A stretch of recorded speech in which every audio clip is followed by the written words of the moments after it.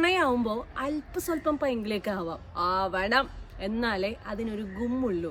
ഞങ്ങളുടെ കാര്യത്തിൽ ഞങ്ങളങ്ങനെ പ്രത്യേകിച്ച് ഒരു ദിവസത്തിൽ അങ്ങനെ ഭയങ്കരമായിട്ട് സ്നേഹിച്ച് അല്ലെങ്കിൽ അന്ന് എക്സ്പ്രസ് ചെയ്ത് അന്ന് സർപ്രൈസ് ചെയ്യുന്ന അങ്ങനത്തെ ഒരു കാറ്റഗറി ആൾക്കാരല്ല, നിങ്ങൾക്കറിയാലോ. എന്നിട്ട് ദിവൻ ഈ ഡയറി മിൽക്കുമായിട്ട് വന്നു. സത്യം പറഞ്ഞാൽ ഈ ഡയറി മിൽക്ക് എനിക്ക് തരുന്ന സമയത്തുള്ള ആ ഒരു സംഭവം നമ്മൾ ക്യാപ്ചർ ചെയ്തില്ല. അത് ക്യാപ്ചർ ചെയ്തിരുന്നെങ്കിൽ പൊളിച്ചാലേ. കാരണം ഞാൻ ഓർഡർ ആണെന്ന് പറഞ്ഞിട്ട് ഓടിപ്പിക്കുകയായിരുന്നു.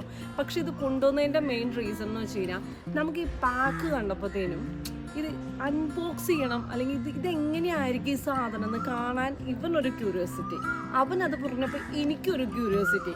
എന്നാൽ പിന്നെ നമുക്ക് നിങ്ങളെയും കൂടെ കൂട്ടിക്കൊണ്ട് ഇത് തുറക്കാമെന്ന് വിചാരിച്ചു.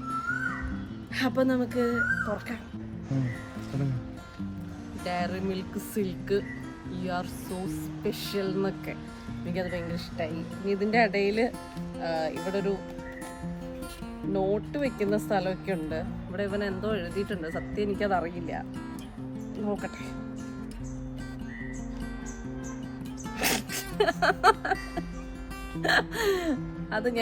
അത് നമ്മുടെ പ്രൈവറ്റ് ആയതുകൊണ്ട് അവിടെ തന്നെ ഇരിക്കട്ടെ. ഇനി നമുക്ക് പാക്ക് തുറക്കാം കേട്ടോ.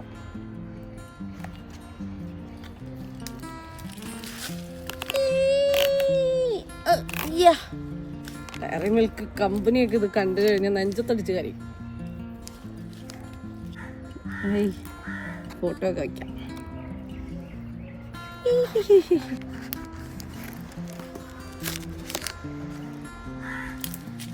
ഇത് ഭയങ്കര ഇഷ്ടമായിട്ടാ, കൊള്ളാം. പണ്ടത്തെ ക്രിസ്മസ് കാർഡൊക്കെ ഓർമ്മ വന്നു, കൊള്ളാം. ജീവിതത്തിൽ ആദ്യമായിട്ടാണ് ഒരു ഡയറി മിൽക്ക് ഞാൻ ഇത്ര വൃത്തിക്ക് പൊട്ടിച്ചെടുക്കുന്നുണ്ടോ.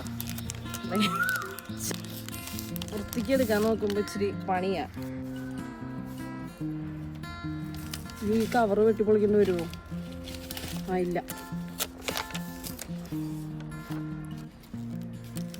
ഇങ്ങനെ കീറല്ലേ.